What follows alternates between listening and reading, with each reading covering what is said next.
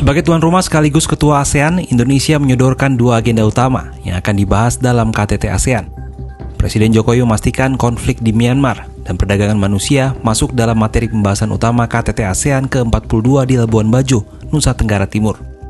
Hal ini diungkapkan Jokowi dalam keterangan pers yang digelar di Labuan Bajo pada Senin 8 Mei 2023. Jokowi mengungkapkan, terkait konflik di Myanmar, kondisi di Myanmar sangat kompleks karena adanya konflik yang terjadi selama kurang lebih 7 dekade. Oleh karena itu, berbagai upaya dilakukan oleh ASEAN untuk memfasilitasi dialog perdamaian di Myanmar, salah satunya dengan membentuk AHA Center. Namun Jokowi menyebut saat hendak menyampaikan bantuan kemanusiaan pada Minggu 7 Mei, tim dari AHA Center dan tim monitoring ASEAN mengalami serangan bersenjata di Myanmar. Yang ingin saya tegaskan bahwa hal ini tidak akan menyurutkan tekad ASEAN dan Indonesia untuk menyerukan kembali hentikan kekerasan, stop using force, stop violence, karena rakyat yang akan menjadi korban. Karena kondisi ini tidak akan membuat siapapun menang. Saya mengajak, marilah kita duduk bersama, ciptakan ruang dialog untuk mencari solusi bersama.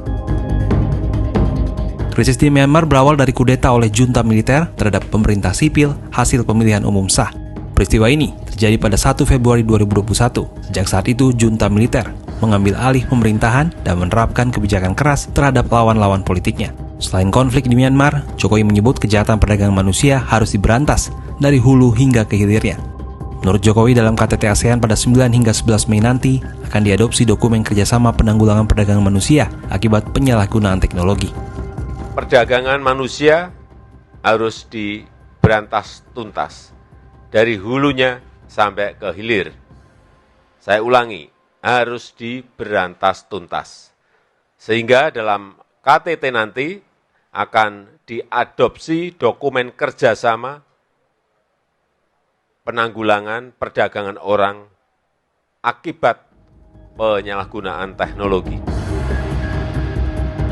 Pada 24 April 2021, para pemimpin ASEAN menggelar pertemuan khusus di Jakarta. Hasilnya ASEAN menyepakati 5 konsensus penyelesaian masalah Myanmar. Kelima konsensus itu ialah penghentian kekerasan dan sikap menahan diri, dialog konstruktif semua pihak, penunjukan utusan khusus ASEAN, bantuan kemanusiaan, dan kunjungan utusan khusus untuk bertemu semua pihak. Namun 2 tahun berselang, tak ada perkembangan berarti.